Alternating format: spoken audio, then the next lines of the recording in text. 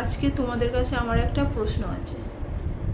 কোনো মানুষের বাইরের রূপ সৌন্দর্য বা তার পোশাক দেখে এটা কি খুব সহজে বলা যায় যে সে খুব ভদ্র মানুষ বা খুব শিক্ষিত?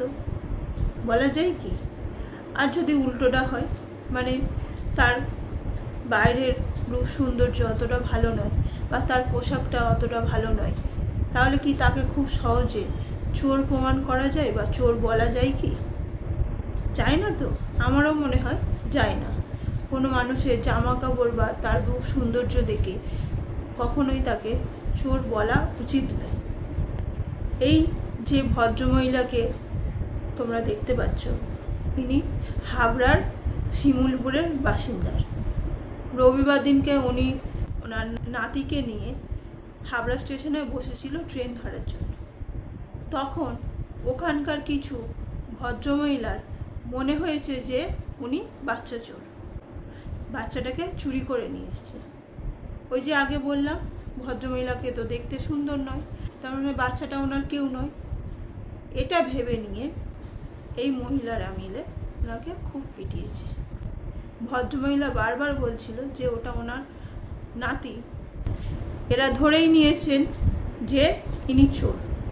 আজকালকার দিনে যেটা দেখতে পাচ্ছি, কোনো মানুষ যদি অন্যায় করে বা কোনো মানুষকে যদি মনে হয় যে ও অপরাধী, তাহলে মানুষজন আর থানায় যাচ্ছে না, পুলিশের সাহায্য নিচ্ছে না, নিজেরা আইন হাতে তুলে নিচ্ছে।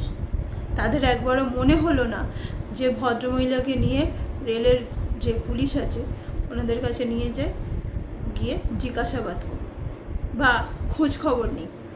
সেটুকু না ভাবনা চিন্তা করে বয়স্ক একজন ভদ্রমহিলাকে ধরে বেধড়ক মারল। ওই বয়স্ক ভদ্রমহিলাকে যারা চেনেন বা ওনার এলাকার যারা মানুষজন আছে, তারা কি বলছে শোনো।